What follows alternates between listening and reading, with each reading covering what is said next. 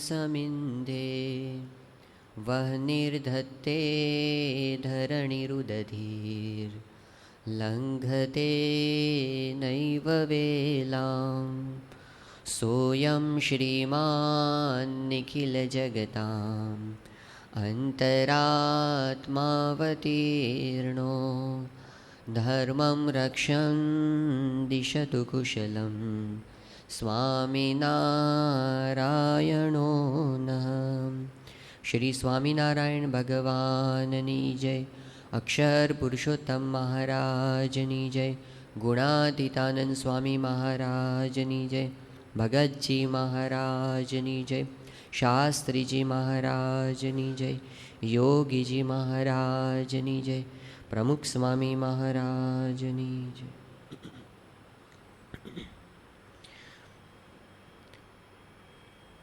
परम पूज्य स्वामीश्रीए साची प्रगतिनी व्याख्या करता कहूँ कि जे प्रगतिथी आध्यात्मिकता वधे ए प्रगति साची है।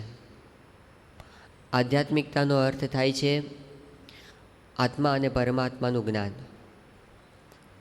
एमां आपणे गई काले श्रीजी महाराजे परमात्माना ज्ञान संबंधी जे आपणे रीत बतावी छे एनो विचार करता था।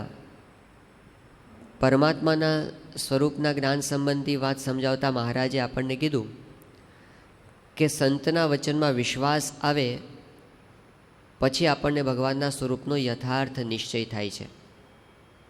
वचनामृत में ज्यां ज्यां जोईए त्या भगवानना स्वरूपना निश्चयनी वात आवे एटले संतनी वात अवश्यपणे त्यां करवामां आवी छे। मध्यनु 13मुं वचनामृत, मध्यनु 14मुं वचनामृत, कार्याणीनु 12मुं वचनामृत, अंत्यनु 27मुं वचनामृत, ज्यां भगवानना स्वरूपने समजवानी वात आवे एटले संतनु वचन ए अवश्यपणे त्यां मूकवामां आव्युं छे। सत्पुरुषना वचन विना दृढ़ निश्चय थतो नथी। एटले एना माटे सौथी पहेला आपणे विचार कर्यो कि आ संतनु जीवन एवुं छे एनी सामे जोईए तो आपने प्रतीति आवे कि साचा बोला संत छे। ए खोटुं बोले एवा नथी। आ लोकमां कोई सज्जन माणस होय ने ए पण अमथुं अमथुं खोटुं नथी बोलतो। तो आ पुरुष तो एवी ऊंची आध्यात्मिक स्थितिए बिराजमान छे एमने आ जगत पासेथी कोई ज स्वार्थ नथी। एमने कोई मान मोटप आपणी पासेथी लई लेवा नथी। एने कांई एनाथी वधारे आनंद थई जवानो नथी। ए तो पोते अत्यंत निर्लेप छे आ लोकना मान मोटपथी। तो ए संतना स्वार्थ वगरना जे वचनो छे एमां आपणे विश्वास बेसी जाए अने दृढ़ विश्वास तो पछी ए दर्शन तुल्य एनुं फळ कीधुं छे, साक्षात्कार तुल्य फळ कीधुं छे विश्वासनुं। तो विचार पछी विश्वास अने पछी आपणे गई काले विचार करता था कि विश्वास पछीनो जे विचार छे एवो छे कि जो आ वात साची होय तो पछी आपणे आना सिवाय बीजुं करवानुं छे शुं।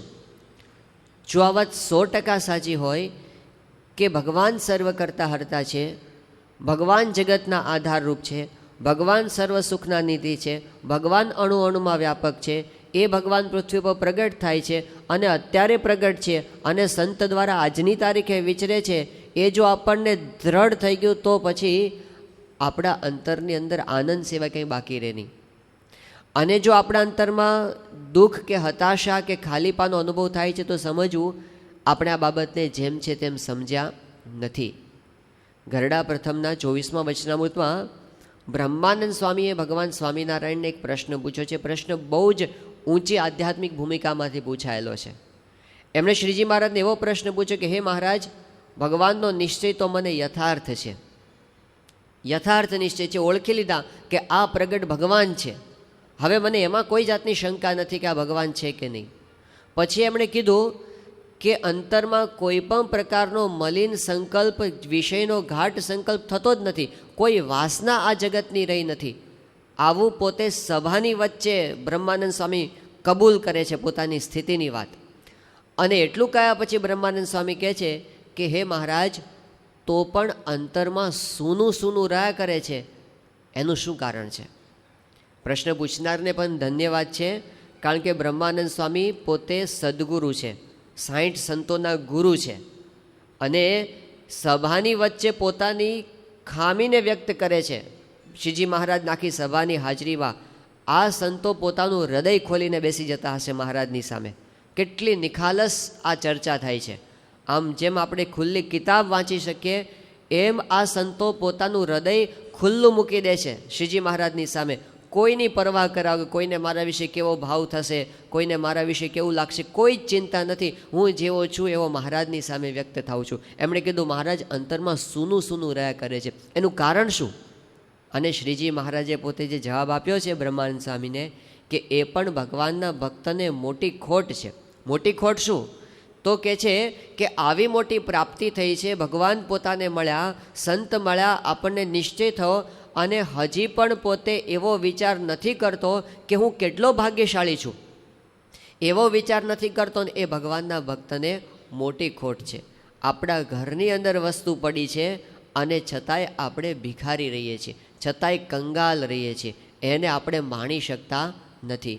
તો એને માણવું, એને વારંવાર સંભાળવું, વારંવાર એને યાદ કરવું કે માનો મળી છે મોટી વાત હાથ, આવી તેમાં હાર જોરે, કરી જતન દિવસ રાત, સૂતા બેઠા સંભાર જોરે, સાચો મળ્યો છે સત્સંગ અંગે, અચળ કરી રાખ જોરે, રખે ચડે બીજાનો રંગ, એવું ડાપણ દૂર નાખ જોરે, લઈ બેઠા છો મોટો લાભ ભેટી, પૂરણ બ્રહ્મને રે, નહીં તો દુઃખનો ઉગત ડાભ, માની લેજો એ મર્મને રે. નિષ્કાળ સ્વામી કહે છે કે બહુ મોટી વાત મળી છે, માનો મળી છે મોટી વાત. હવે શું કરવાનું છે? કરી જતન દિવસ રાત, સૂતા બેઠા સંભાળજો. હવે આને સંભાળવાની વાત છે, વારંવાર એને સંભાળવી કે આપણી પાસે છે, આપણે બેંકની પાસબુક ખોલવાની કે આપણા ખાતામાં અબજો રૂપિયા પડેલા છે, એને આપણે સંભાળવા. એ આપણી પાસે મોટી મૂડી પડી છે, એને ભૂલી ન જવું, વારંવાર એને યાદ કરવું અને એને માણવાનો પ્રયત્ન કરવાનો. તો આપણે આપણી મૂડીને માણતા શીખીએ. એ સાધનાનો બહુ અગત્યનો ભાગ છે. આ ખાલી આશ્વાસન માટેની વાતો નથી કે આપણને ખાલી સંસારમાં કંઈક દુઃખ હોય તો આશ્વાસન માટે આપણે ભગવાનને સંભાળીએ કે પ્રાપ્તિનો વિચાર કરીએ, અથવા તો આપણને અંતરમાં આધ્યાત્મિક ગરીબાઈ હોય, કોઈ પ્રકારના દોષો પીડતા હોય અને એને લીધે આપણે આમ બહુ પ્રાપ્તિનો વિચાર કરીએ તો આપણને આશ્વાસન મળે. એ વિચાર આશ્વાસન માટે નથી, એ જ સિદ્ધાંત છે. કરીને કરવાનું જ એ છે. શ્રીજી મહારાજે ગરડા મધ્યના 13મા વચનામૃતમાં ભગવાનના સ્વરૂપના અપાર મહિમાની વાત કરી અને એ પણ પાછી પ્રગટની વાત કરી. શ્રીજી મહારાજે કીધું કે અક્ષરધામ જે છે, અક્ષરધામમાં અનંત તેજની મધ્યમાં જે મૂર્તિ બિરાજમાન છે એ અનંત કોટી બ્રહ્માંડના કરતા હરતા છે, સર્વોપરી છે, સાકાર છે. એ બધું વર્ણન કરીને પછી મહારાજ કહે છે કે એ તેજને વિશે જે મૂર્તિ છે એ જ આ પ્રત્યક્ષ મહારાજ છે, એમ તમે જાણજો. એવું જણાવીને પછી મહારાજ કે આ વાત એવી જીવનદાર છે કે જ્યાં સુધી દેહ રહે ત્યાં સુધી નિત્ય પ્રત્યે આ વાત કરવાની છે, રોજ રોજ. અને દેહ પડી જાય પછી ભાગવતી તનુએ કરીને પણ આ જ વાર્તા કરવાની છે. આ જ સાધના છે ને આ જ સિદ્ધિ છે. ધામમાં ગયા પછી પણ આ પ્રાપ્તિ મહિમા અને નિશ્ચયની વાત છે, એને આપણે નિરંતર સંભાળ્યા કરવાની છે. એ જ પરમ સુખનું સ્થાન છે. જો ભગવાનનો મહિમા સમજાઈ જાય તો શ્રીજી મહારાજ કે આ વાત સમજાઈ જશે તો પંચ વિષય કે કામ ક્રોધાદિક સ્વભાવ જીત્યામાં લેશ માત્ર પ્રયાસ નહીં પડે, સહેજે જીતાઈ જશે. કોઈ સાધના જ બાકી નહીં રહે ને, કાંઈ કરવાનું બાકી નહીં રહે. આ લોકમાં કે પરલોકમાં કાંઈ કરવાનું બાકી નહીં રહે. બસ આ સ્વરૂપને તમે જેમ છે તેમ સમજો, એની અંદર તમે નિમગ્ન થઈ જાઓ કે પ્રગટ ભગવાનના સ્વરૂપની નિષ્ઠા થઈ ગઈ તો પછી આ લોક અને પરલોકમાં આપણે ધન્ય થઈ ગયા, કૃતાર્થ થઈ ગયા. પૂજ્ય મહાન સ્વામી એકવાર ત્યાં લંડનમાં બિરાજમાન હતા અને ડિસેમ્બર મહિનો હતો. તો એક હરિભક્તને ઘરે જમવા જવાનું થયું હશે તો એમને ત્યાં કેરીનો રસ હતો, તાજી કેરીનો રસ. એટલે બહુ આશ્ચર્ય થયું એમને થયું કે ડિસેમ્બર મહિનામાં કેરી ક્યાંથી? ડિસેમ્બર મહિનામાં કેરી તો ઉનાળામાં હોય, પણ આ ડિસેમ્બરમાં કેરી ક્યાંથી? એવું પેલા હરિભક્તને પૂછ્યું. તો પેલા હરિભક્તે હસતા હસતા જવાબ આપ્યો એ કે સ્વામી, આ દુનિયામાં એવું છે ને કે પૈસા હોય તો બધું મળે, પૈસા હોય તો ડિસેમ્બરમાં કેરી પણ મળે. આ દુનિયા એવી છે અત્યારે. એટલે મહંત સ્વામીએ પોતે એના ઉપરથી મનન આપ્યું કે જગતની અંદર એવું છે, પૈસા હોય તો બધું પૈસામાંથી આવી શકે છે, પૈસા હોય તો જે સુવિધા આપણે જોઈએ એ આપણે મેળવી શકીએ.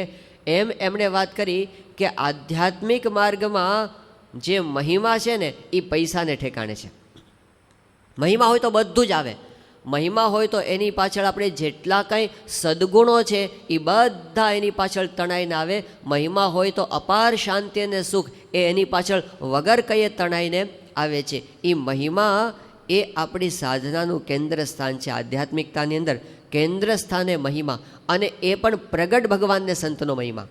શ્રીજી મહારાજને મુક્તાનંદ સ્વામી એવો પ્રશ્ન પૂછ્યો સારંગપુરના 5મા વચનાવતમાં કે મહારાજ, અમે ભગવાનના દર્શન કરીએ છીએ તો જે દર્શન કરતા હોય કે વાતો સાંભળતા હોય કે ભગવાનનો સ્પર્શ કરતા હોય તો બધાને એક સરખું ફળ થાય કે કોકને વધારે થાય ને કોકને ઓછું થાય? શ્રીજી મહારાજે કીધું બધાને એક સરખું ફળ થતું નથી. કોને વધારે ફળ થાય? મહારાજ કે જેને મહિમા હોય એને યથાર્થ ફળ થાય. જે મેં મહારાજે દ્રષ્ટાંત આપ્યું કે શ્રી કૃષ્ણ ભગવાન હતા તો એમની સેવા ઉદ્ધવજી પણ કરતા હતા અને બીજા યાદવો પણ કરતા હતા, પણ બીજા બધા યાદવો શું સમજીને કરતા હતા? એક રાજા છે એમ સમજીને કરતા હતા. અને ઉદ્ધવજી શું સમજીને કરતા હતા? આ પ્રગટ ભગવાન છે એમ સમજીને કરતા હતા. તો જેવું છે એવું ફળ તો ઉદ્ધવજીને થયું, બીજાને ખાલી એનું સંસ્કાર થાય કે બીજ બળ થાય. પણ જેવો છે એવો યથાર્થ મહિમા જાણીને સેવા કરીએ, ભક્તિ કરીએ તો એનું ફળ છે એ અનંત ગણું થાય છે. તો પ્રગટ ભગવાનનો મહિમા સમજવો એ બહુ મોટી પ્રાપ્તિ છે. એ જ આધ્યાત્મિક માર્ગની અંદર કેન્દ્ર સ્થાનમાં છે.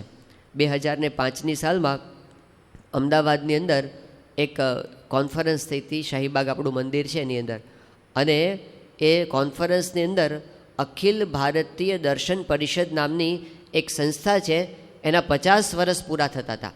હવે અખિલ ભારતીય દર્શન પરિષદ જે સંસ્થા છે એમાં આખા ભારતના ઘણા બધા તત્વજ્ઞાનીઓ બધા ભેગા થાય છે, બધા વિદ્વાનો, અને એ લોકો વર્ષમાં એક વખત ભેગા થઈ અને આવી ચર્ચાનું આયોજન કરે.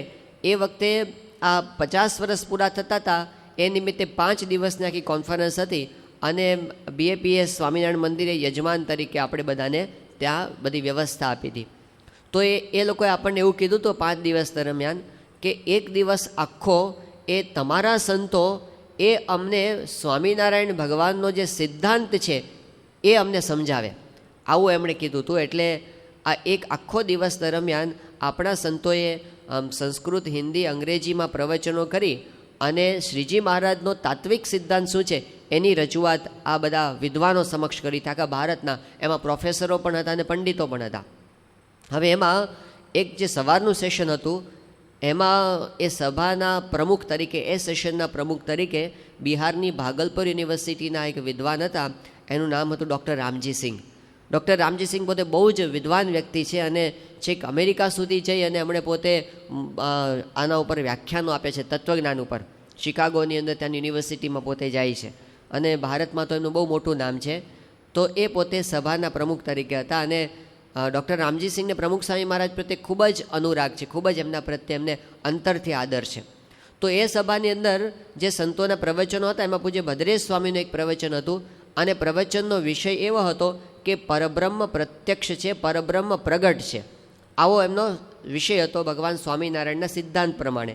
અને એ પ્રવચનની અંદર એમણે ઉપનિષદના આધારે, બ્રહ્મસૂત્રના આધારે, ગીતાના આધારે અને વચનામૃતના આધારે એવું સાબિત કર્યું કે ભગવાન અત્યારે પૃથ્વી પર પ્રગટ છે અને પ્રમુખ સ્વામી મહારાજ દ્વારા પ્રગટ છે. હવે આ સામે બધા આખા ભારતના વિદ્વાનો બેઠા હતા, બધા એ કોઈ સ્વામિનારાયણને માનનારા નહોતા, બધા જુદા જુદા સંપ્રદાયના, અને કોઈક સંપ્રદાયને માનનારનો નાસ્તિક પણ હતા, પણ તત્વજ્ઞાની હતા. એ બધા બેઠા હતા. એમની હાજરીમાં એમણે આ શાસ્ત્રના આધારે આ બધું રજૂઆત કરી. હવે એમનું પ્રવચન પૂરું થયું અને એ વખતે ડૉક્ટર રામજી સિંહ હતા, એમને સભાનું એટલે સમાપન કરવાનું હતું આખા સેશનનું. અને ઊભા થયા, શરૂઆતથી જ પોતે કન્ફ્યુઝ થયેલા હતા એકદમ, અને ઊભા થઈને એ આમ જરા કે સંતોએ હમણાં વાત કરી અને હમણાં સ્વામીજીએ પ્રવચન કર્યું, અને એમાં એમણે જે વાત કરી કે ભગવાન પોતે પૃથ્વી ઉપર પ્રગટ થાય છે અને એ આજે પ્રગટ હોય છે અને આજે સંતના સ્વરૂપમાં પોતે વિચરે છે, એવું એમણે શાસ્ત્ર વચનથી કીધું.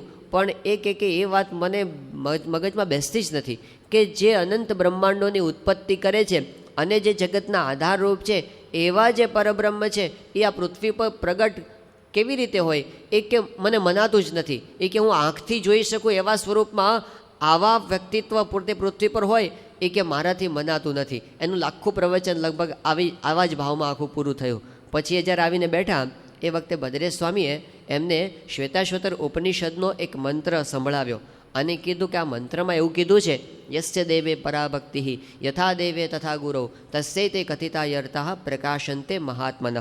શ્રીજી મહારાજે આ જે ઉપનિષદનો મંત્ર છે એ વચનામૃતમાં મૂક્યો છે, અંત્યના બીજા વચનામૃતમાં, કે જેવી પરોક્ષ દેવને વિશે પ્રતીતિ છે એવી જો પ્રત્યક્ષ ગુરુરૂપ હરિને વિશે આવે તો સર્વે અર્થ સિદ્ધ થાય છે. તો એમાં ભદ્રેશ સ્વામી કીધું આમાં તો એવું કીધું છે કે પરબ્રહ્મ એ પોતે ગુરુ દ્વારા મળે છે આપણને, અને એ ગુરુની અંદર પરબ્રહ્મના જેવો ભાવ આપણે રાખવાનો છે, આવું તો ઉપનિષદે કહ્યું છે. પણ રામજીસિંહ હતા એ પોતે કે ગમે તેમ હોય પણ મને એ વસ્તુ બનાતી નથી. એનો અર્થ શું થયો કે વિદ્વત્તા કે પંડિતાઈ એ એક બાબત છે અને ભગવાનના સ્વરૂપનો નિશ્ચય એ બીજી બાબત છે. પ્રગટ ભગવાનના સ્વરૂપનો નિશ્ચય થવો, એમના સ્વરૂપમાં આપણને પ્રતીતિ આવી એ બહુ મોટી પ્રાપ્તિ છે. એ વિદ્વત્તાથી પણ આવતી નથી, એમાં હજી શંકા કુશંકા રહ્યા જ કરે. પણ મહારાજે પોતે સ્વામિનારાયણ ભગવાને મધ્યના 21મા વચનામૃતમાં વાત કરી. મહારાજ કે જેવી પરોક્ષ ભગવાનને વિશે પ્રતીતિ છે એવી જો પ્રત્યક્ષ ભગવાન અને પ્રત્યક્ષ સંતમાં પ્રતીતિ આવે તો એને કલ્યાણનો મુદ્દો હાથમાં આવ્યો કહેવાય. પછી મહારાજના વચનો સાંભળજો.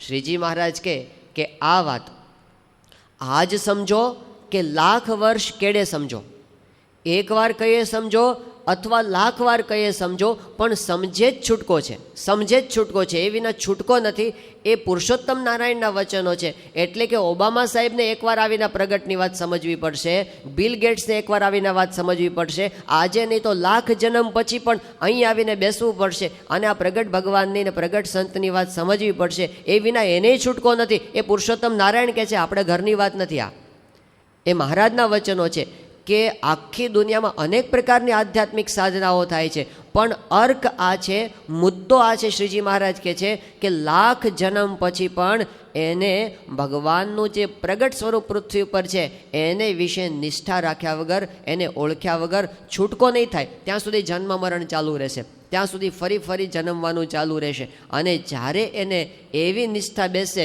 કે શાસ્ત્રમાં જે સ્વરૂપની વાત કરી છે એ મને મળ્યા એ છે, એવી એને પ્રતીતિ જ્યારે આવશે ને ત્યારે એને બધી ખોટ ભાંગી જશે, ત્યારે કંઈ કરવાનું બાકી રહેશે નહીં. એટલે આ નિશ્ચય આધ્યાત્મિક માર્ગમાં બહુ જ મોટી કમાણી છે, એ બહુ જ મોટી પ્રાપ્તિ છે.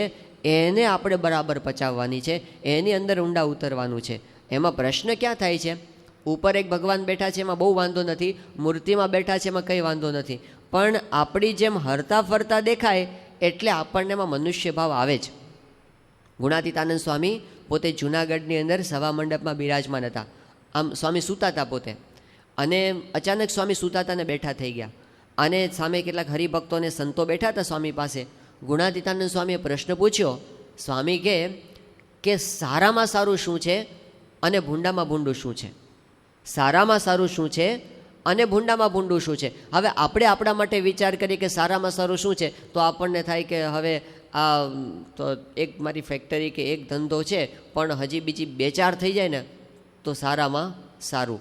આપણને એ દેખાય છે સારામાં સારું. હવે આપણે જો નોકરી કરતા હોય તો આપણને મને પ્રમોશન મળી જાય અને જો આપણો પગાર 3 ગણો થઈ જાય તો સારામાં સારું. જો આપણે થોડો ઘણો રાજકારણમાં રસ લેતા હોઈએ તો આપણને એકાદી ટિકિટ મળી જાય ને આપણે ધારાસભ્ય બની જઈએ ને તો સારામાં સારું. આપણને આવ્યા બધા વિચારો કે મને કંઈક અમુક શરીરમાં રોગ છે, આ રોગ ટળી જાય ને તો સારામાં સારું. કોઈને સંતાન ન હોય તો થાય કે આપણે દીકરો થઈ જાય ને તો સારામાં સારું. આપણું સારામાં સારું બધું ભેગું કરીએ ને આખી દુનિયાનું, એના કરતાં સારો ગુણાતીતાનંદ સ્વામી એ કહે છે કે આ દુનિયામાં સારામાં સારું જે છે ને અમેરિકાના પ્રમુખ થઈ જઈએ કે બિલ ગેટ્સ જેટલી સંપત્તિ આપણી થઈ જાય, એના કરતાં પણ સ્વામી કે સારું એ છે કે આ ભગવાન અને આ સંત મળ્યા છે, એનાથી સારું આ દુનિયામાં બીજું કાંઈ જ નથી. હવે દુનિયામાં જે સારામાં સારું છે આપણા જીવનમાં બની ગયું છે, આપણને કેટલું મનાય છે. આપણને આધ્યાત્મિક પ્રાપ્તિ છે કે દુનિયામાં જેટલું કાંઈ સારું છે ને આ દેહ કરીને આપણે જેટલું કાંઈ સારું મેળવી શકીએ એના કરતાં સારું સ્વામી એ કહે છે કે શ્રીજી મહારાજ આપણને મળ્યા, આ પ્રમુખ સ્વામી મહારાજ જેવા સંત મળ્યા, એનાથી સારું દુનિયામાં ખરેખર બીજું કાંઈ નથી. આ સિદ્ધાંત છે. પછી સ્વામી કહે છે કે ભૂંડામાં ભૂંડું શું છે? તો આપણે કે શરીરમાં રોગ આવે એ ભૂંડું, કે એકનો એક દીકરો મરી જાય એ ભૂંડું, કે પછી આપણું બહુ મોટું અપમાન થાય એ ભૂંડું, ધંધામાં ખોટ જાય એ ભૂંડું. એ જેટલું ભૂંડું ભેગું કરીએ ને સ્વામી કે એના કરતાં ભૂંડું શું છે? ભૂંડામાં ભૂંડું. કે આ સંતને વિશે, આ ભગવાનને વિશે જે આપણને મનુષ્ય ભાવ આવે છે એનાથી ભૂંડું બીજું કાંઈ નથી. મનુષ્ય ભાવ એટલે ફ્યુઝ ઉડી ગયો, બધું બરાબર છે, ટ્યુબલાઇટ બરાબર છે, પંખો બરાબર છે, ફ્રીજ બરાબર છે, માઇક્રોફોન બરાબર છે, એમ્પ્લીફાયર બરાબર છે, બધું બરાબર છે. ફ્યુઝ ઉડી ગયો એટલે બધો ધબડકો, એક સાથે બધું બંધ થઈ જાય. જે વખતે મનુષ્ય ભાવ આવે પ્રગટ સત્પુરુષને વિશે ને ભગવાનને વિશે, અંતરમાં કાળું ધબ થઈ જાય, બધું જ ધબકારો થઈ જાય. અને જે વખતે દિવ્ય ભાવ આવે એ વખતે પ્રકાશ, પ્રકાશ સિવાય કાંઈ બાકી રહે નહીં. એટલે એક સાધનાનો મહત્વનો ભાગ, જ્યારે આપણે પ્રગટ ગુરુની અંદર જોડાઈએ, એ તો હીરાનો વેપાર છે, શાક બકાલાનો નહીં. શાક બકાલાના વેપારમાં નફો થાય તો 200-500 રૂપિયાનો થાય, ખોટ જાય તો 200-500 રૂપિયાની. અને આ તો કોહિનૂર હીરાનો વેપાર છે. નફોય અબજોમાં, ખોટે અબજોમાં. નફોય બહુ મોટો છે. જો આપણને આ વાત સમજાઈ જાય તો એટલી મોટો નફો છે કે આપણે ન્યાલ થઈ જઈએ. અને જો આપણને એની અંદર આમ મનુષ્ય ભાવ આવે તો બધી પ્રાપ્તિ એક સાથે ઝીરો થઈ જાય છે. એટલે વારંવાર આ જાણપણું આપણે રાખવાનું છે. ભગવાનને સંત પોતે પૃથ્વી પર આવે છે ત્યારે આપણી જેવું વર્તવાના તો ખરા જ. શ્રી કૃષ્ણ ભગવાન પોતે 17 વખત જરાસંધની સામે ભાગ્યા. એ વખતે શંકા થઈ જાય કે આ ભગવાન છે ને કેમ ભાગ્યા? એણે બધા મનુષ્ય જેવા જ ચરિત્રો કર્યા. કૃષ્ણ ભગવાનના બાળ ચરિત્રો તમે જુઓ, દિવ્યતાના સમયે બતાવી છે, પણ બાકીના સમયે તો એણે ધૂળે ખાધી છે, ધૂળમાં આળોટાઈ છે, બધું કર્યું છે. અને હાવ બાળક જેવા ચરિત્ર કર્યા છે. બ્રહ્મા મોહ પામી ગયા ને કે આ તો પરબ્રહ્મ ન હોય, આ તો ગોવાળીઓ છે. બ્રહ્મા પોતે મોહ પામી ગયા, એવા મનુષ્ય ચરિત્ર શ્રી કૃષ્ણ ભગવાને પોતે કર્યા છે. રામચંદ્ર ભગવાન પોતે વનમાં હતા અને એ વખતે સીતાને ગોતતા હતા. તો આકાશ માર્ગે એ વખતે મહાદેવજી અને સતી પોતે જતા હતા, પસાર થતા હતા. એમણે જોયું નીચે શિવ કે પેલા બંને રાજકુમારો જાય છે અને રામચંદ્રજી તો પોતે વિલાપ કરતા હતા, મારી સીતા, મારી સીતા. એ વખતે શિવજીએ પોતે ઉપરથી પ્રણામ કર્યા અને જય સચ્ચિદાનંદ એમ જ્યારે પોતે બોલ્યા, ત્યારે એ વખતે સતીને આશ્ચર્ય થયું કે તમે જય સચ્ચિદાનંદ કહીને પગે કોને લાગ્યા? શિવજીએ કીધું કે આ રામચંદ્રજીને પગે લાગ્યો છું. ત્યારે સતીને એને થયું કે આવા કંઈ સચ્ચિદાનંદ હોય નહીં, આવું કંઈ ભગવાનનું સ્વરૂપ હોય નહીં. એમને કસોટી કરવાની ઈચ્છા થઈ. તો મહાદેવજીએ કીધું કે હું બેસું, જાઉં તમે કરો કસોટી. અને સતી પોતે કસોટી કરવા ગયા અને સીતાનું રૂપ એમણે ધારણ કર્યું. રામચંદ્રજી જતા હતા, રસ્તામાં પોતે સીતાનું રૂપ લઈને ઊભા રહી ગયા કે હમણાં રામચંદ્રજી મને જોશે અને ગાંડા ઘેલા થઈ જશે. અને જ્યાં રામચંદ્રજી તે આવ્યા અને સીતાના રૂપમાં આ સતી પોતે ઊભા હતા, તો એમને જોઈ રામચંદ્રજીએ સીધું જ પૂછ્યું કે માતાજી તમે એકલા કેમ આવ્યા છો? શિવજી ક્યાં છે? એટલે થયું કે આ તો મારું સમજી, આ તો પોતે ભગવાન છે, સચ્ચિદાનંદ છે, અંતર્યામી છે, પણ મને એની અંદર મોહ થઈ ગયો. જ્યારે સતી પાછા ગયા ત્યારે શિવજી કે તમે તો સીતાજીનું રૂપ લઈને આવ્યા છો, હવે મારે તમારી સાથે વ્યવહાર ન કરાય. એટલે સતી તો લબડી ગયા. અને પછી એ તો બીજા જન્મે છે કે એમને પતિ ભાવે શિવજીનો સંબંધ છે એ થયો. પણ ભગવાનના પ્રત્યક્ષ ચરિત્રની અંદર મોટા મોટા દેવતાઓને પણ શંકા કુશંકા થઈ જાય છે.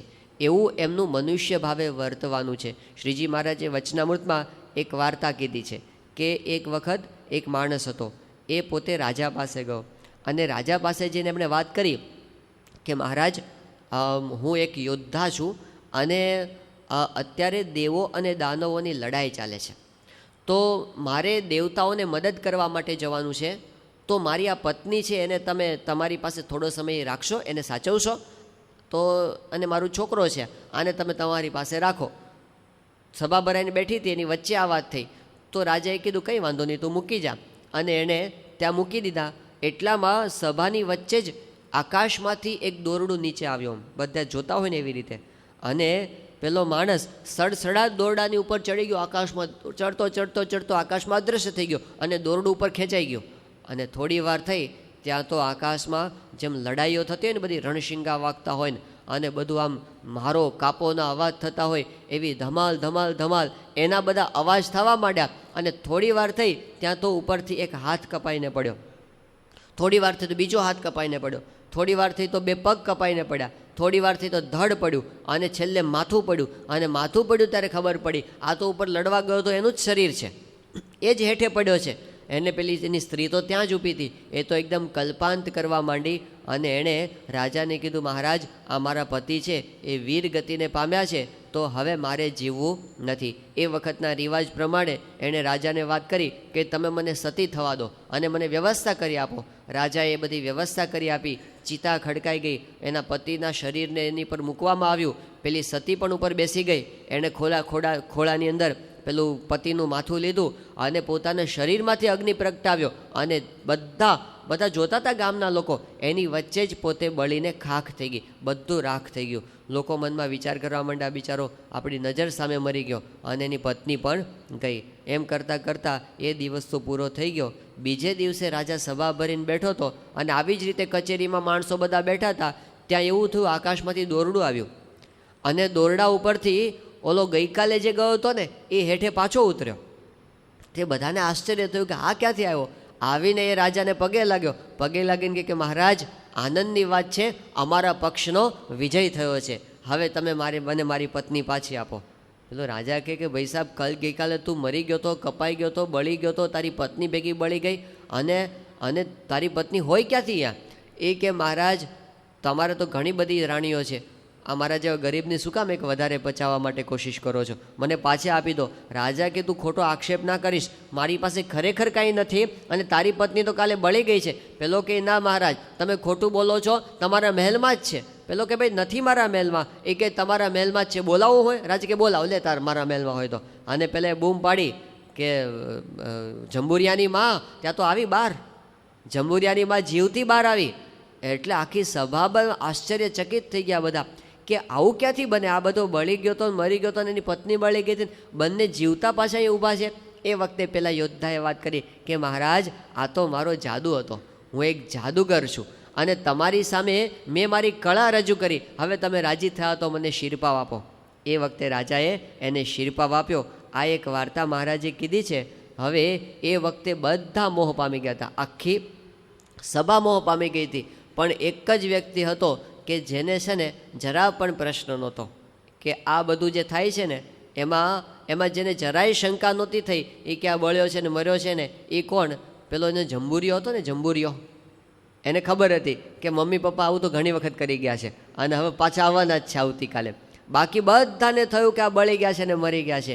એ દ્રષ્ટાંત આપીને શ્રીજી મહારાજે કીધું છે કે આ જેમ નટ એણે પોતે પોતાનું નાટક રજૂ કર્યું ને, પોતાની કળા રજૂ કરી, એવી રીતે ભગવાન જ્યારે પૃથ્વી પર આવે ત્યારે પોતે એક નાટક કરે છે.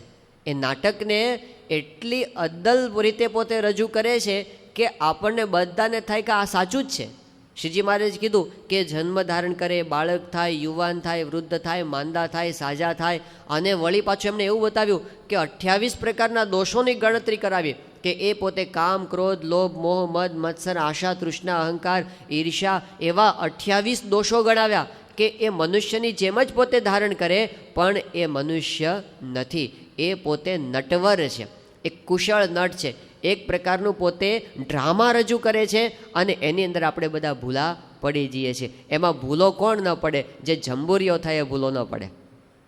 અને આપણે થવાનું છે જંબુરિયા, બસ, જાજુ કાંઈ કરવાનું નથી. આપણે ભગવાન અને સંતના જંબુરિયા થઈ જવાનું છે. ઓળખી લેવાના છે કે આ નાટક છે, આ આપણી સમક્ષ કરે છે ને આ સાચું નથી, આ નાટક છે. એમાં આપણે ભૂલા પડવાનું નથી. હા, આપણી પાસે ચોક્કસ કારણો છે કે આપણે શું કામ એને ભગવાનનું પ્રગટ સ્વરૂપ માનીએ છીએ, એના કારણો આપણી પાસે પૂરતા છે. પણ એકવાર પાક્કું થઈ ગયું કે આ ભગવાનનું સ્વરૂપ છે, શ્રીજી મહારાજે કીધું કે એકવાર ખબર પડી ગઈ કે લીમડાનું ઝાડ છે, પછી એ લીમડાનું ઝાડ છે એ નિશ્ચય ક્યારે ટળતો નથી. પછી કોઈક તલવાર આપીને આપણને કે બોલ આ લીંબો નથી, આ લીમડો નથી પણ આંબો છે, એવું આપણને કોઈ તલવાર બતાવીને કહે તો આપણે કહીએ કે ભાઈ જવા દે ને, આંબો છે, ચલ તું જેમ કે એમ, આપણે ક્યાં માથાકૂટ કરવી. પણ મનમાં તો આપણને પાક્કી ખબર છે કે હું બોલું છું પણ આ છે શું? છે તો લીમડો જ. લીમડો તે લીમડો અને આંબો તે આંબો. એ ફરતું જ નથી. ક્યારે આપણને શરીરમાં તાવ આવે તો લીમડો મટી જાય? આપણને ધંધામાં ખોટ જાય તો લીમડો મટી જાય? એ લીમડો જ રહે. કોઈ પણ સંજોગોમાં એ લીમડો રહે. દિવસે લીમડો ને રાતે લીમડો. એ અમેરિકામાં જાય તો એ લીમડો જ રહે. એ કાંઈ લીમડો એ મટી જાય નહીં. એવી રીતે આપણને એકવાર નિશ્ચય થઈ ગયો કે આ ભગવાન છે અને આ ભગવાનના અખંડ ધારક સંત છે, એવો એકવાર નિશ્ચય થઈ ગયો, પછી એ લીમડો એવો નિશ્ચય કોઈ પણ રીતે ટળવો જોઈએ નહીં. જેમ વજ્રની પૃથ્વીમાં વજ્રની ખિલ્લી ચોડી દીધી ને, એવી રીતે નિશ્ચય અવિચળ રહે. એનું નામ નિષ્ઠા કહેવાય. એનું નામ આધ્યાત્મિક પ્રગતિ કહેવાય. એની અંદર આપણે ભગવાનની અંદર જોડાયા કહેવાય. તો પ્રગટ ભગવાનના સ્વરૂપમાં જોડાવું એ ન્યાલ થવાનો ઉપાય છે. પણ એની અંદર દ્રઢતા આ રાખવાની છે કે એમને વિશે કોઈ દિવસ મનુષ્યભાવ આવે નહીં. બાકી એ ચરિત્ર તો બધા જ કરે. શ્રીજી મહારાજ પોતે આ પૃથ્વી પર આવ્યા તો ભગવાન સ્વામિનારાયણે પોતે ઘણા બધા દિવ્ય ચરિત્રો કર્યા. આમ કલ્પનામાં ન આવે એવું ઐશ્વર્ય એમણે પ્રગટ કર્યું, એવું સમાધિ પ્રકરણ એમણે બતાવ્યું. પોતાની મૂર્તિમાંથી 24 અવતારોને પ્રગટ કરી દીધા. પોતાની મૂર્તિમાં 24 અવતારોને પાછા લીન પણ કરી દીધા. અપાર ઐશ્વર્ય એમણે પોતે બતાવ્યું. એ એમનો દિવ્ય ચરિત્રનો ભાગ હતો. પણ એની સામે એમણે મનુષ્ય ચરિત્ર પણ એવા જ કર્યા છે ને કે ભલભલાની દાંડી ડૂલ થઈ જાય.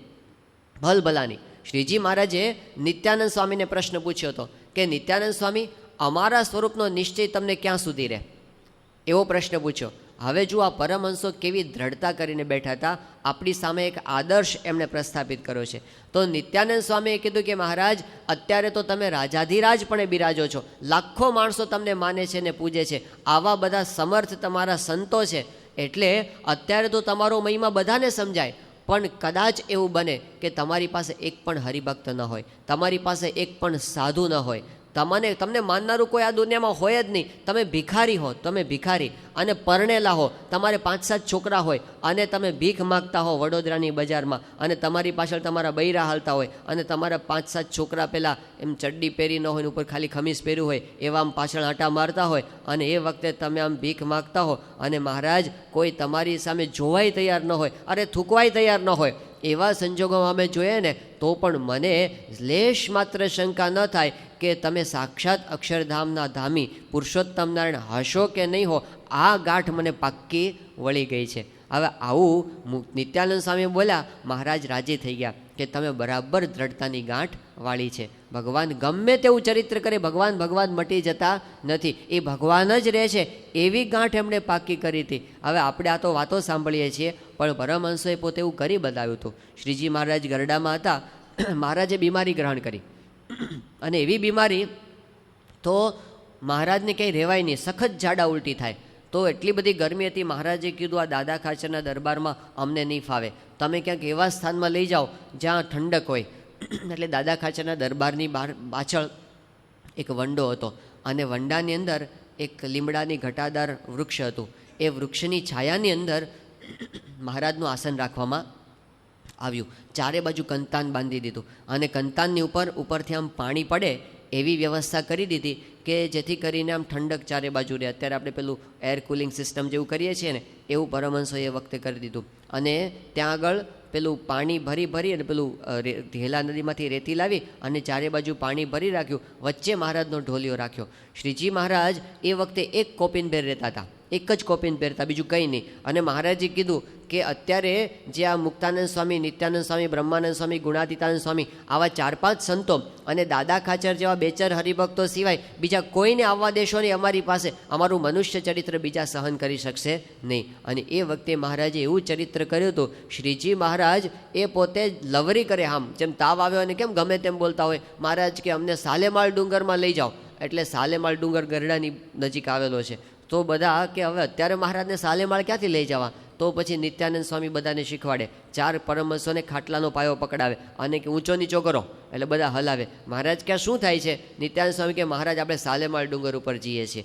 એમ કરીને સાવ બાળક જેવા ચરિત્ર એ શ્રીજી મહારાજ પોતે કરતા હતા. એમાં પથારીમાં ઝાડા પેશાબ કરી નાખે, પથારીમાં. અને એમાં મહારાજ પોતે પગ પછાડે અને એના છાંટા ઉડતા હોય આજુબાજુ.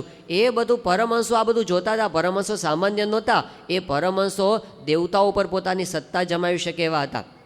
આ પરમહંસો સામાન્ય નહોતા, બ્રહ્માંડની ગતિ પલટાવી શકે એવા હતા, મરેલાને જીવતા કરે એવા હતા. આવા ઐશ્વર્યવાના બધા પરમહંસો હતા. એ પોતે ભૂલા પડે એવા નહોતા. એમણે બરાબર નિષ્ઠા કરી રાખી હતી, આ ભગવાન જ છે, એમને શંકા થઈ નથી. બાકી આપણે તો વાત કરીએ છીએ, જો ત્યાં જઈને ઊભા રહીએ ને તો આપણું તો ઉડી જ જાય કે આવા કંઈ ભગવાન હોય નહીં. પ્રગટ હોય અને એ આપણી સામે વિચરતા હોય, આ તો અત્યારે વાત કરવી આપણને સહેલી પડે છે. સામે હોય ને ત્યારે આપણને એમની અંદર મનુષ્ય ભાવ આવી જાય છે. પણ એની દ્રઢતા આપણે એટલા માટે કરવાની, કારણ કે ભગવાન ગમે તેવા મનુષ્ય ચરિત્ર કરે તો પણ એની દિવ્યતા એ ક્યારેય જતી રહેતી નથી. એની સમજણ પાકી કરી રાખવાની, આ એમની રીત જ છે. એ આવું કરશે જ. એ દર વખતે અંતર્યામી પણ નહીં બતાવે, છે અંતર્યામી પણ બતાવ નહીં કરે. અમારા બોટાદમાં એક યશવંતભાઈ કરીને હરિભક્ત છે, અત્યારે અમદાવાદમાં રહે છે.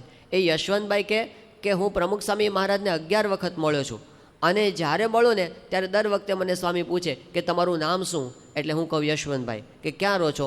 કે હું બોટાદમાં રહું છું. શું ધંધો કરો છો? મારે મેડિકલ સ્ટોર છે. એ કે મને 11 વખત સ્વામી આખો પરિચય પૂછ્યો છે. તે મને એમ થાય છે કે સ્વામી મને ઓળખે છે કે નથી ઓળખતા. આવું આપણને થઈ જાય કે કંઈ જ જાણતા નથી. આપણે જ્યારે રિપોર્ટિંગ કરતા હોઈએ, એમની પાસે બોલતા હોઈએ, ત્યારે પણ લાગે માણસ જેવા માણસ જ છે. આમાંનો આપણો ફેર શું છે? કાંઈ જ ફેર નથી. એ આપણી જેમ જ બધું, આપણને જેમ કાંઈ ખબર નથી હોતી એમ એમને કંઈ ખબર નથી, એવું આપણને થઈને ઊભું રહે.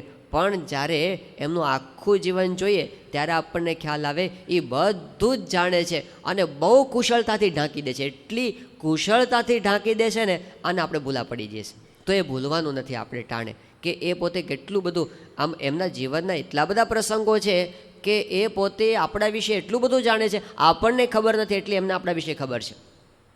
બ્રહ્મોપનિષદ ગ્રંથ છે, એની અંદર એક મૃત્યુ મોહરી ઉઠ્યું નામનો એક લેખ છે.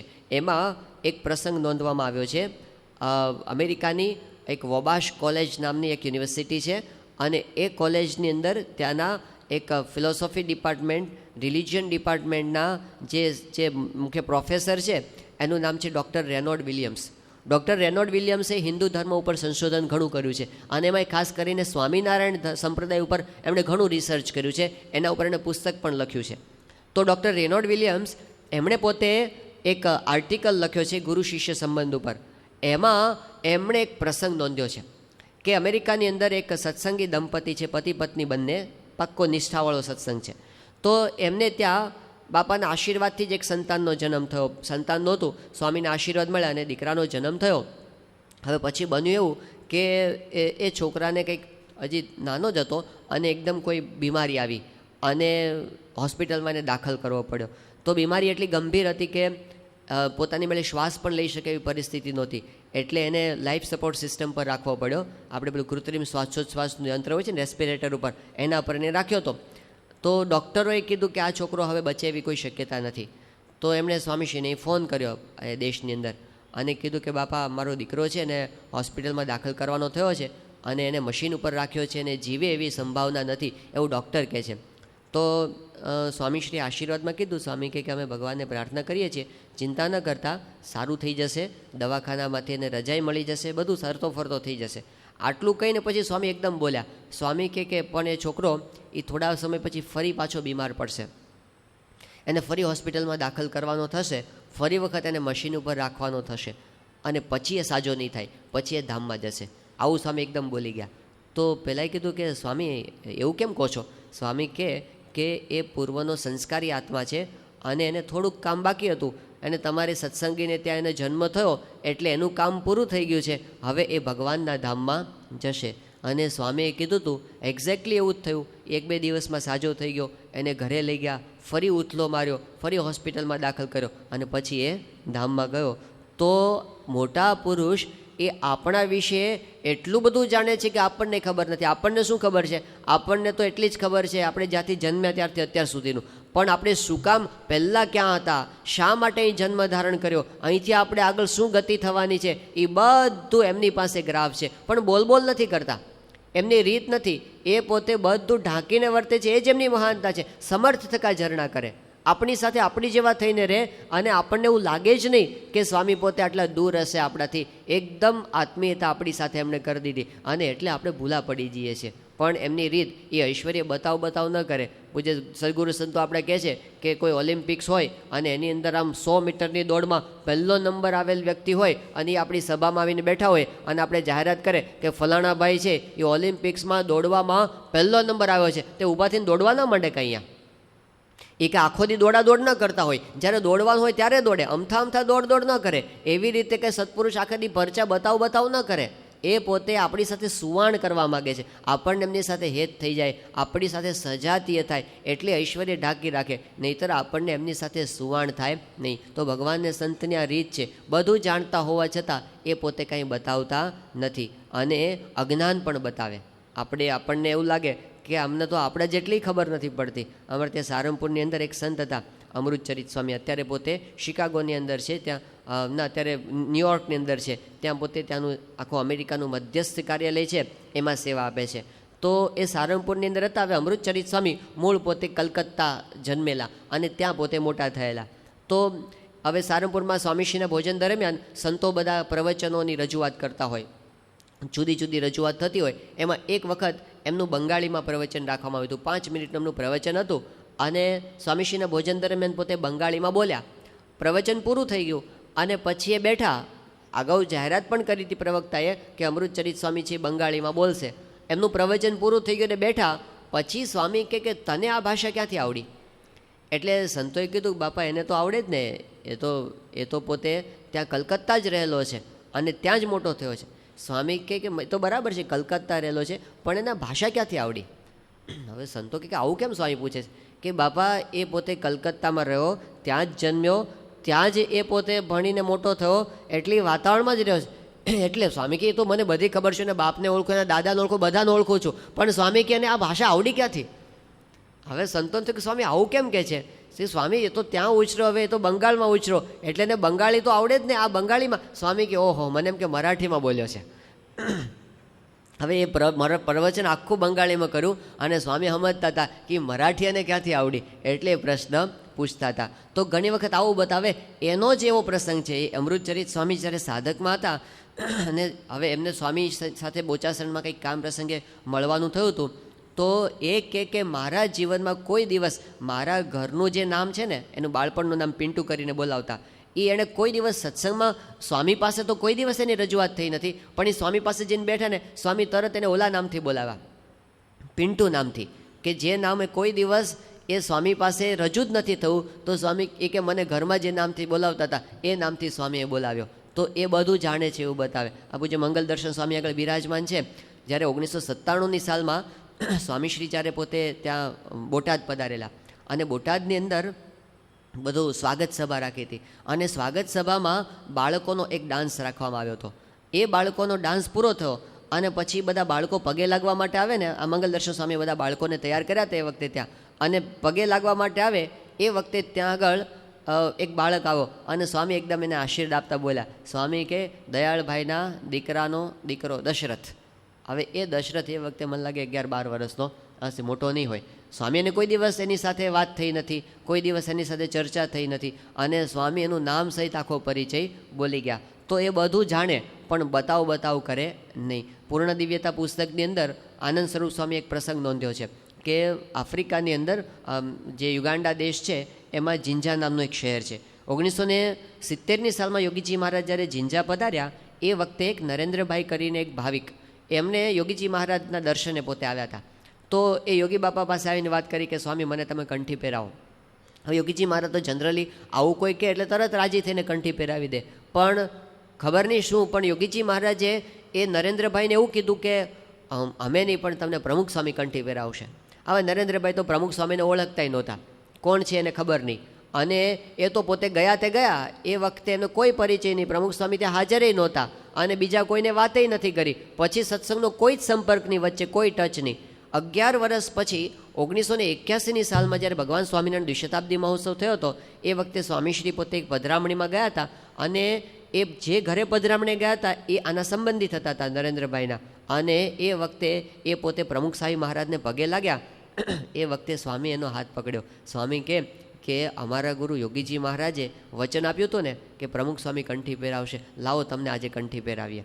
હવે એમને આશ્ચર્ય થયું કે મને ભૂલાઈ ગયું હતું અને સ્વામી આ બધું ક્યાંથી જાણ્યું? આ બધું તો એ બધું જાણે છે, આપણા જીવને પોતે ઓળખે છે. એ અંતર્યામી પુરુષ છે, સર્વજ્ઞ પુરુષ છે, બધું જ છે. પણ મનુષ્યની જેમ જ વર્તે. એ ઘણી વખત ગોટાળાઈ કરે, ભૂલોય કરે, આ બોલવાની અંદર લોચાઈ મારે, બધુંય કરે. ત્યાં સાન હોસેની અંદર સ્વામી પ્રવચન કરતા હતા અને કથાની અંદર આમ જાહેર સભા હતી. સ્વામીશ્રી એવું બોલ્યા કે શિવજીની પુત્રી પાર્વતી હતી, એનું આમ છે. હવે એવું બોલાય? હવે આવું પાછું 2-3 વખત બોલ્યા.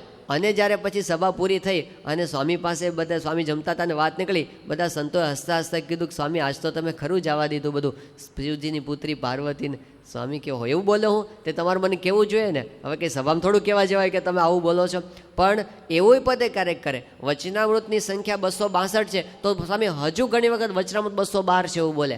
અને શિક્ષાપત્રીના શ્લોક 212 છે તો સ્વામી હજી શિક્ષાપત્રી 262 બોલે. એટલે આપણને થાય કે આપણે તો સ્વામી કરતાં વિદ્વાન છીએ, સ્વામીને કંઈ ખબર પડતી નથી. સંસ્કૃતના શ્લોકોમાં લોચો માર્યો જ હોય, કંઈક તો ગડબડ સ્વામી ઘણી વખત સંસ્કૃત શ્લોકોમાં કરે જ, કે એમાં યોગી બાપાએ પોતે કરતા હતા અને સ્વામી પોતે કરે છે. એટલે આ લૌકિક દ્રષ્ટિએ અજ્ઞાન બતાવે, ખબર પડતી નથી કાંઈ એવું બતાવે, ભાષાઓનું અજ્ઞાન બતાવે. હિન્દી બોલે ને સ્વામી ત્યારે તો બહુ રમૂજ થાય. દરેક વખતે સ્વામી જ્યારે હિન્દીમાં બોલતા હોય છે ત્યારે શબ્દ સૂજે નહીં, ભળતો શબ્દ બોલી નાખે, એકની જગ્યાએ બીજું. સ્વામી કે આત્મા મરતા જરતા નહીં, વાંકા ચૂકા નહીં. અમદાવાદમાં સ્વામીશ્રી હતા અને હરિનારાયણ સ્વામી, ભારત સાધુ સમાજના મહામંત્રી, એ સ્વામીશ્રીના દર્શન કરવા માટે આવ્યા હતા. પછી એમણે સ્વામીશ્રી સાથે સહજ વાર્તાલાપ થતો હતો.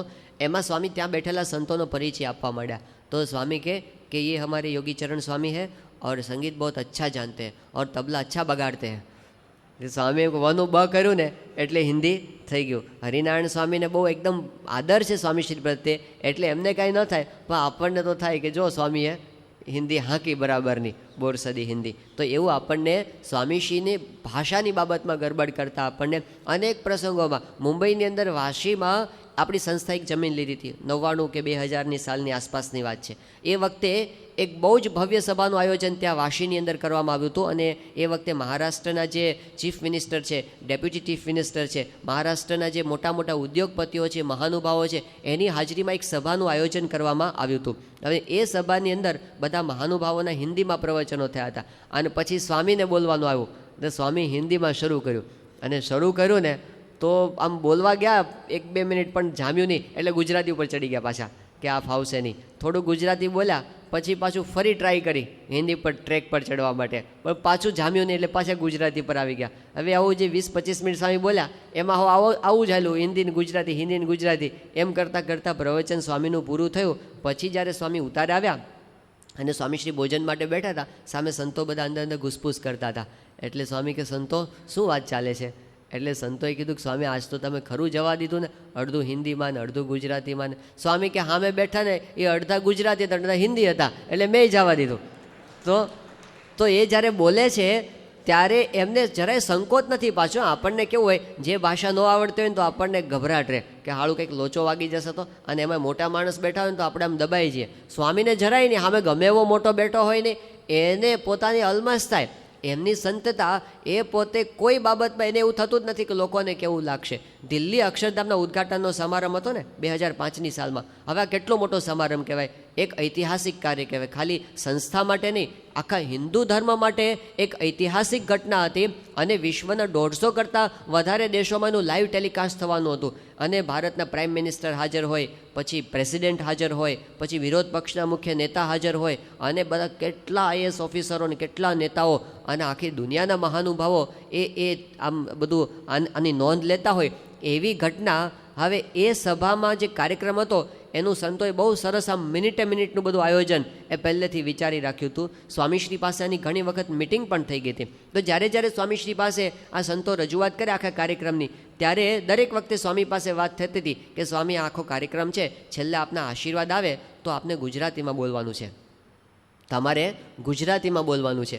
અને જે બધા ટ્રાન્સલેટર હશે ને પેલા પ્રવક્તા, એનું હિન્દીમાં અનુવાદ કરી દેશે, પણ આપને ગુજરાતીમાં બોલવાનું છે. સ્વામી કે બરાબર, આપણે ગુજરાતીમાં જ બોલશું. એવી વાત થયેલી. આ દરેક મિટિંગમાં ચર્ચા થયેલી હતી. છેલ્લે સાવ ફાઇનલ આખો પ્રોગ્રામ થયો ને સમયના 1-2 દિવસ પહેલાં, એ વખતે પણ આ જ રજૂઆત થઈને છેલ્લે સ્વામી કે બાબા આપને તો ગુજરાતીમાં જ બોલવાનું. સ્વામી કે બરાબર, આપણે ગુજરાતીમાં બોલશું. આ વાત થયેલી. હવે કાર્યક્રમ ચાલ્યો, સભા ચાલતી હતી અને એ વખતે બધા હિન્દીમાં આગળ પ્રવચન થયા. સ્વામીને શું છે, આજુબાજુ હિન્દીનું વાતાવરણ થાય તો હિન્દી ઉપર ચડી જાય. એટલે એ વખતે નારાયણ મુનિ સ્વામી છેલ્લે સ્વામીને કહેવા માટે ગયા, પ્રવચન શરૂ થવાનું, સ્વામીના આશીર્વાદ, એની પહેલાં કાનમાં જઈને સ્વામીને કહેવા કે સ્વામી આપણે ગુજરાતીમાં બોલવાનું છે. સ્વામી કે મને ખબર છે. અને બોલ્યા તો હિન્દીમાં ચાલુ કર્યું એમણે, અને આખા આશીર્વાદ એમણે હિન્દીમાં આપ્યા. હવે આપણે લૌકિક બુદ્ધિથી વિચારતા હોઈએ કે સ્વામી ગુજરાતીમાં હિન્દીમાં બોલશે અને આવી ગરબડ કરશે તો લોકોને કેવું લાગશે. સ્વામીને જરાય નહીં, કે જવા જ દીધી હિન્દીમાં. અને સમાસ પણ બધાને બહુ થયો, પણ એમની આ રીત છે કે એ પોતે ગમે તેવું બોલે, ભૂલોય કરે, એ એમનો મનુષ્ય ભાવ સમજવાનો. એ પોતે ભાષાઓ નથી જાણતા એવું નથી. એમની દ્રષ્ટિએ જ્યારે આપણે જોઈએ ત્યારે એ સર્વજ્ઞ પુરુષથી કશું અજાણ હોતું નથી. આત્મ સ્વરૂપ સ્વામીએ પોતે એક પ્રસંગ નોંધ્યો છે કે જ્યારે આફ્રિકાના વિચરણમાં સ્વામીશ્રીની સાથે હતા, હવે એ વખતે સાઉથ આફ્રિકાની અંદર એક અંગ્રેજ પત્રકાર એ સ્વામીનું ઇન્ટરવ્યૂ લેવા માટે આવ્યો હતો. તો ઇન્ટરવ્યૂ દરમિયાન એ બધા પ્રશ્ન પૂછે ઇંગ્લિશમાં. આત્મ સ્વરૂપ સ્વામી વચ્ચે દુભાષિયા તરીકે હતા, એટલે સ્વામીને પ્રશ્ન સમજાવવો પડે. સ્વામી જે ગુજરાતીમાં બોલે એ પહેલાંને કહેવાનું હોય. તો દુભાષિયા એટલે પત્રકારે એક પ્રશ્ન એવો પૂછ્યો કે તમારા સંપ્રદાયમાં તમે બહેનોને દૂર રાખો છો અને સ્ત્રીઓની સાથે તમે વાતચીત કરતા નથી, તો પછી બહેનોને એવું નથી લાગતું કે આ સંપ્રદાયમાં અમારો તિરસ્કાર થાય છે? આવો પ્રશ્ન એને અંગ્રેજીમાં સ્વામીને પૂછ્યો. હવે એ પ્રશ્ન જ્યારે બોલ્યા ને પેલા પત્રકાર, ત્યારે સ્વામી એટલા બધા ભાવમાં આવી ગયા જવાબ આપવા માટે કે આત્મ સ્વરૂપ સ્વામી છે એ સ્વામીને ગુજરાતીમાં પ્રશ્ન સમજાવે પછી એને જવાબ આપવાનો હોય. એની બદલે સ્વામી પહેલાં જવાબ આપવા માંડ્યા. સ્વામી કહે કે તમે સત્સંગમાં આવીને જો, અમારે ત્યાં બહેનો છે એ ભાઈઓ કરતાં પણ વધારે સત્સંગ કરે છે, એટલે એવું નથી કે એનો એ તિરસ્કાર થાય છે. સ્વામી કે તિરસ્કાર જો થતો હોય તો એ કેવી રીતે સત્સંગની અંદર આવે અને કેવી રીતે આટલું ભોગ સમર્પણ વગેરે કરે? તો સ્વામી કે અહીં તિરસ્કાર કોઈનો નથી, આ તો અમારી મર્યાદા છે, અમારે ઈષ્ટદેવની આજ્ઞા છે, એ પ્રમાણે અમે વર્તીએ છીએ. જ્યારે આવી વાત કરી ત્યારે આત્મ સ્વરૂપ સ્વામીને બહુ આશ્ચર્ય થયું. એમને થયું કે સ્વામી પ્રશ્ન સમજી ગયા કેવી રીતે? મેં તો એમને પ્રશ્ન કીધો નથી અને સ્વામીને અંગ્રેજી ક્યારથી આવડવા માંડ્યો? હવે એ વિચાર કરતા હતા ત્યાં એમને બીજું આશ્ચર્ય થયું કે ઓલો રિપોર્ટર જવાબ લખવા માંડ્યો. તે આત્મ સ્વરૂપ સ્વામીને થયું કે સ્વામી અંતર્યામી છે, ઓલો રિપોર્ટર ક્યાં અંતર્યામી છે? એ તો ગમે તેવું લખી નાખે તો પાછું છાપામાં આપણું ખરાબ દેખાય. એટલે એને રિપોર્ટરને કીધું કે તું વાંચ. સ્વામી બોલ્યા અને તું લખવા માંડ્યો, મેં તો તને કાંઈ કીધું નથી, તો તે શું લખ્યું છે તું વાંચ. તો એને વાંચ્યું. સ્વામી જે ગુજરાતીમાં બોલેલા એનું એક્ઝેક્ટ ઇંગ્લિશમાં ટ્રાન્સલેશન પહેલાં એ લખ્યું હતું. તો આત્મ સ્વરૂપ સ્વામી કે મને લાગ્યું મને અમથો વચ્ચે બેહાડ્યો છે, મારી કાંઈ જરૂર નથી. આ પુરુષને ભાષાના બંધને નથી, ભાષાથી પોતે પર છે. એટલે કોઈ દિવસ આપણે લૌકિક માપદંડથી એને માપવા જઈએ ને કે આવું છે એટલે પોતે અજ્ઞાની છે, એ બધા લૌકિક માપદંડ કોઈ ત્યાં કામમાં લાગતા નથી. એ બધા માપથી પર છે. યોગી બાપા કેટલું બધું અજ્ઞાન બતાવતા, સાવ ભોળા લાગે, સાવ ભોળા, જાણે આમ કંઈ ખબર જ નથી પડતી એવું અજ્ઞાન યોગીજી મહારાજ પોતે બતાવતા. ઘનશ્યામ સ્વામી પેલો પ્રસંગ કહે છે કે આણંદની અંદર એ ઘનશ્યામ ચરણ સ્વામીનું પૂર્વાશ્રમનું ઘર હતું, એમના ઘરે જ યોગીજી મહારાજ પધાર્યા હતા અને સાથે મોટા સ્વામી હતા. તો બધા હરિભક્તો પણ હતા, સંતો હતા, અને પેલો ઉત્સવ રાખ્યો હતો કેરીનો ઉત્સવ. એટલે કેરી ઘોળીને ઠાકોરજીને ધરાવીને પછી જમતા હતા. હવે એ વખતે યોગીજી મહારાજને બેસાડ્યા ત્યાં, તો યોગીજી મહારાજ કેરી ઘોળવા જાય ને તો કેરી ઘોળતા આવડે નહીં, જેવું આમ દબાવે ને ગોટલો બહાર નીકળી જાય સીધો. એટલે આ બધું જોઈને મોટા સ્વામી તો એકદમ અકળાઈ ગયા. એ કે જોગી મહારાજ તમને આટલું નથી આવડતું, આ કેરી આવી રીતે ન ઘોળાય, લાવો હું તમને શીખવાડું. એમ કરીને શીખવાડ્યું કે તમે કેરી ઘોળતા હો તો અંગૂઠો છે ને ડીટિયા ઉપર દબાવી રાખવાનો, કે જેથી કરીને આ ગોટલો બહાર ન નીકળી જાય. યોગી મહારાજે બીજી કેરી લીધી અને આમ અંગૂઠો છે એ ડેટિયા ઉપર દબાવે, તે એટલું જોરથી દબાવ્યું ને કે ગોટલો પાછળથી બહાર નીકળી ગયો. તો મોટા સ્વામી એટલા અકળાઈ ગયા. એ કે જોગી તમને કોઈ દિવસ કંઈ ખાધું છે કે નકરા ઉપવાસ જ કર્યા છે, આટલું આવડતું નથી તમને? પણ એટલું અજ્ઞાન બતાવે જોગી મહારાજને જાણે કંઈ ખબર પડતી નથી. અને પાછા એવા પ્રસંગોય મળે કે એને આખી બ્રહ્માંડનું જ્ઞાન છે, આખા બ્રહ્માંડનું. યોગીજી મહારાજ પાસે ત્યાં આફ્રિકાની અંદર હરિભક્તો 70ની સાલમાં આવ્યા, લંડનના હરિભક્તો. એમણે કીધું કે યોગી બાપા તમે લંડન પધારો. તો યોગીજી મહારાજ કે લંડન અમે તો આવીએ જો તમે મંદિર કરો. હવે તાત્કાલિક મંદિર ક્યાંથી થાય? આ મહિનામાં કંઈ થોડું મંદિર ઊભું થઈ જાય? તો હરિભક્તો કે પણ સ્વામી અમારે તૈયાર જમીન ક્યાં, એટલે તમારે કંઈ પ્રોપર્ટી તૈયાર મળવી જોઈએ ને એવી ક્યાંય. અને યોગીજી મહારાજની સામે એમણે નકશો મૂક્યો લંડનનો કે લ્યો બાપા આમાં ક્યાં મળશે જમીન અમને? હવે યોગી બાબા તો કોઈ લંડન ગયા નથી. યોગીજી મહારાજે લંડનનો નકશો લીધો અને એક જગ્યાએ પોઈન્ટ કર્યો, અહીં આગળ મળશે આ જગ્યાએ. હવે એ જગ્યામાં તો એ વિસ્તાર જ આખો એવો હતો જેમાં કોઈ હિન્દુ મળે જ નહીં એવો. બધાને તો આમાં ક્યાંથી મળશે? પણ બન્યું એવું કે એક્ઝેક્ટલી યોગીજી મહારાજે જે જગ્યાએ ડોટ મૂક્યો હતો ને ત્યાં જ એક ચર્ચ વેચાવા માટે મૂકાણું અને ઇસ્લિંગ્ટનમાં એ જ જગ્યાએ મંદિર થયું. તો એ મોટા પુરુષ આખી બ્રહ્માંડની ગતિને જાણે છે એવું બતાવે અને કાંઈ જાણતા નથી એવું પણ બતાવે. પણ એની અંદર જેને દિવ્યતા હોય ને એને બધામાં આનંદ આવે. ગુણાતીતાનંદ સ્વામીએ કીધું કે જો મનુષ્ય ભાવ ને દિવ્ય ભાવ એક થઈ જાય તો ભગવાન ભજવાનું સુખ આવે, નહીં તો નાની નાની વાતમાં મનુષ્ય ભાવ એ આપણને આવ્યા કરે. સ્વામીશ્રી છે એ હવે બીમારી ગ્રહણ કરે. ભગવાન શ્રીજી મહારાજે બીમારી ગ્રહણ કરતા હતા અને યોગી બાપાએ કરતા હતા અને પ્રમુખ સ્વામી મહારાજે કરે છે. તો આપણને પણ એવું થઈ જાય કે જો સ્વામીને ગોળીઓ ખાવી પડે છે, એમને પણ આપણી જેમ બીમારી આવે છે. પણ એમની બીમારી એ જુદી છે. એ તો પોતે એમાંથી કેટલું કામ કરતા હોય એ આપણને ખ્યાલ ન હોય. એ પોતે સમર્થ છે અને બીજાની બીમારીઓને ટાળી શકે છે. એ પણ આપણને પ્રસંગો જોવા મળે છે. મુંબઈની અંદર ભાનુભાઈ પટેલ કરીને એક હરિભક્ત છે. તો એ પોતે 2 વર્ષ પહેલાં ધામમાં ગયા, પણ આપણી સંસ્થાના ટ્રસ્ટી હતા.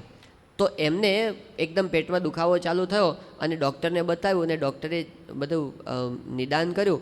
એમણે કીધું કે આ તમને ગોલ બ્લેડરમાં પથરી છે, પિત્તાશયની અંદર પથરી છે અને તાત્કાલિક ઓપરેશન કરાવવું પડે એવી પરિસ્થિતિ આવીને ઊભી થઈ ગઈ છે. તો એમણે કીધું ભાનુભાઈ કે મારે તો અત્યારે બિઝનેસ માટેની એક ટ્રીપ છે અને પરદેશ જવું પડે એમ છે. તો ડૉક્ટરે કીધું કે ન ચાલે, આમાં સહેજ પણ મોડું કરાયું નથી, તમારે તાત્કાલિક ઓપરેશન કરાવવું પડશે. એટલે ભાનુભાઈએ પ્રમુખ સ્વામી મહારાજને ફોન કર્યો. એ કે સ્વામી ડૉક્ટર એવું કહે છે ઓપરેશન કરાવવું જ પડશે અને આવી પરિસ્થિતિ શું કરવું? સ્વામી કે આપણે ઓપરેશન નથી કરાવવું, ભગવાન સારું કરી દેશે એમને. વગર ઓપરેશને એમને સારું થઈ ગયું, દુખાવો બધો મટી ગયો, હરતા ફરતા થઈ ગયા, કોઈ જરૂર પડે નહીં, ખાવા પીવાની ચરી બરી બધું કાંઈ નહીં, બધું ખાતા એ પોતે. તો એમને કાંઈ ન થયું. પણ આશ્ચર્યની વાત એ છે કે જે પ્રકારની પથરી એ ભાનુભાઈને હતી ગોલ બ્લેડરમાં, એવી જ પથરી પ્રમુખ સ્વામી મહારાજને પણ હતી. તો સ્વામીને ઓપરેશન કરાવવું પડ્યું અને સ્વામીને પથરી કાઢવી પડી. તો એ પોતે બીજાના રોગને ટાળી શકે, પોતાના ન ટાળી શકે? એ બધું કરી શકે છે, પણ એ પોતે બતાવ કરતા નથી. એ પોતે ઢાંકીને વર્તે છે અને એમાંથી એ હજારોનું રૂડું કરે છે. સ્વામીએ બાયપાસ સર્જરી કરાવી, એમાંથી ડૉક્ટર સુબ્રમણ્યમની બાયપાસ સર્જરી થઈ ગઈ. એ જે ડૉક્ટર નાસ્તિક હતા એમાંથી આસ્તિક થઈ ગયા. જે કોઈ દિવસ ભગવાનમાં નહોતા માનતા, એમના ખંડની અંદર અત્યારે હરિકૃષ્ણ મહારાજને પ્રમુખ સ્વામી મહારાજના ફોટોગ્રાફ્સ એ કાયમ માટે લાગી ગયા. એના હૃદયમાં આસ્તિકતા ઉદય થઈ ગઈ. સ્વામીને હાર્ટ એટેક આવ્યો તો એમાં આખો એમ્સ ઓક્સિજનનો પરિવાર, અશોકભાઈને, સિદ્ધાર્થભાઈને, અલર્કભાઈને, એ આખો પરિવાર એને નિષ્ઠાવાન સત્સંગ થઈ ગયો. એના હૃદયમાં ભગવાન બેસી ગયા. તો એમની ક્રિયા આપણને ખબર ન પડે કે કેમ આવું કરતા હશે, પણ એમાંથી કેટલાયનું રૂડું થતું હોય છે. ભગવાન અને સંતની ક્રિયા કલ્યાણકારી છે. એ જે કરે છે બધું દિવ્ય છે એવું આપણને સમજાઈ જાય ને પછી આવી શંકા કુશંકા આપણને થાય નહીં. એ આવું શું કામ કરતા હશે? એ ઐશ્વર્ય બતાવે અને ન પણ બતાવે. એ ક્યારેક અંતર્યામી પણ પ્રગટ કરે, ક્યારેક ન પણ કરે, ક્યારેક આપણને બોલાવે, ક્યારેક ન પણ બોલાવે. એમાંય આપણું સારું થવાનું હોય. પણ સમજી રાખવાનું કે ભગવાનને સંત એમની બધી ક્રિયા દિવ્ય છે આવું સમજાઈ જાય તો અંતરમાં અખંડ ટાઢું આપણને રહ્યા કરે અને ખરેખર ભગવાન ભજવાનું સુખ છે આપણને આવે. એટલે આપણે જે આધ્યાત્મિક પ્રગતિની વાત શ્રી પ્રમુખ સ્વામી મહારાજે આપણને સમજાવી, એમાં ભગવાન અને સંતના સ્વરૂપમાં આપણે ચોંટી જઈએ બરાબર પાકું, જરાય ડગમગાટ ન થાય. અને એમાં પણ જે હરતું ફરતું સ્વરૂપ છે આજે, એમની અંદર જો આપણને નિષ્ઠા બેસી જાય ને કે આ સાચા સંત છે, શાસ્ત્રમાં જે લક્ષણ બતાવેલા એવા સંત છે જેમાં ભગવાન પ્રગટ છે અને એ મારા કલ્યાણના કરતલ છે. હજારોને દર્શન આપી અને પોતે અંતકાળે ધામમાં લઈ ગયા છે શ્રીજી મહારાજથી લઈને આજ સુધી. અને આજે દર્શન આપી અને પ્રમુખ સ્વામી મહારાજ પોતે ધામમાં લેવા માટે જાય છે આજની તારીખે. એલન ટાઉનમાં અકુબાઈના માતુશ્રીને લઈ ગયા, દર્શન આપીને લઈ ગયા. હમણાં આ નિર્મળસિંહ રાણાના મધરને લઈ ગયા, દર્શન આપીને લઈ ગયા. અમારા સારંગપુરના હકા બાપુને ત્યાં દર્શન આપીને લઈ ગયા. ત્યાં પેલા કપડવનની અંદર ઘનશ્યામભાઈ છે ત્યાંના કાર્યકર્તા, એના પિતાશ્રીને સ્વામી દર્શન આપીને લઈ ગયા. તો હમણાં ત્યાં આગળ જુનાગઢની અંદર આપણે એક હરિભક્ત છે મહેન્દ્રભાઈ કરીને, એમના ધર્મપતિને સ્વામી દર્શન આપીને લઈ ગયા. તો આવા પ્રસંગો સતત બનતા રહે છે. એ પોતે એવું નથી પાછું આપણને એમ કે દર્શન આપીને ન લઈ ગયા એટલે ધામમાં નહીં લઈ ગયા હોય, એવું પણ નથી. પંડ્યા સાહેબ એક પ્રસંગ કીધો તો વચ્ચે યાદ આવે છે એટલે કહી દઉં છું. ગોંડલની અંદર આપણા પંડ્યા સાહેબ છે, ત્યાંના સ્કૂલમાં પ્રિન્સિપાલ તરીકે એમના વર્ષો તરીકે સેવા આપી અને નિષ્ઠાવાન ભક્તરાજ. તો સ્વામીશ્રી જ્યારે ગોંડલ પધારે ત્યારે એમની સેવા ત્યાં સ્વામીશ્રીના રૂમમાં વ્યવસ્થાની અંદર હોય છે. ત્યાંના વ્યવસ્થાપક તરીકે, ચોકીદાર તરીકે હોય ને આમ, એવી વ્યવસ્થા એમની સેવા હોય છે. તો એમણે વાત કરી કે એકવાર એટલાન્ટાના એક હરિભક્ત આવ્યા હતા અમેરિકાથી. એણે તો નામ પણ હરિભક્તોનું આપ્યું હતું, પંડ્યા સાહેબે, મને નામ ભૂલાઈ ગયું છે. એ સ્વામીશ્રી પાસે આવ્યા અને બાપાને પગે લાગ્યા અને એકલા જ હતા રૂમની અંદર એ બંને. પંડ્યા સાહેબ દરવાજા પાસે ઊભા હતા અને એમણે વાત શરૂ કરી. એમણે કીધું, સ્વામી મારે તમારા માટે ફરિયાદ છે. સ્વામી કે શું? કે મારા પત્ની એ પોતે એનું મૃત્યુ થયું, અમે અવસાન થયું, તમે અંતકાળે લેવા કેમ ન આવ્યા? સ્વામી કે ભગવાનનો આશરો છે, એણે ભજન કરેલું છે આખી જિંદગી, નિયમ ધર્મ પાળેલા છે, એટલે ભગવાન લઈ જ જાય અંતકાળે, એમાં શંકા કરવાની હોય જ નહીં. શ્રીજી મહારાજે કીધું છે મહારાજ ધામમાં લઈ જ જાય છે. એ કે પણ ના, કંઈ દર્શન થયા નથી, કંઈ થયું નથી, એટલે મહારાજ ધામમાં લઈ નથી ગયા, તમે નથી આવ્યા. એ ખબર છે કેમ લેવા ન મળે, આટલી બધી ભક્તિ કરીને કેમ ન આવ્યો? સ્વામીને બહુ સમજાવવા કોશિશ કરી પણ પેલા મૂકે જ નહીં છેડો. એ કે તમે કેમ લેવા માટે ન આવ્યા? પછી સ્વામી એકદમ ભાવમાં આવી ગયા. સ્વામી કે કોણ કે લેવા માટે નહોતા આવ્યા? સ્વામી કે હું લેવા આવ્યો હતો. સ્વામી એમ બોલ્યા. સ્વામી કે હું લેવા આવ્યો હતો. બોલો પેલી કંઠી કેમ ગળામાંથી કાઢીને મૂકી દીધી હતી?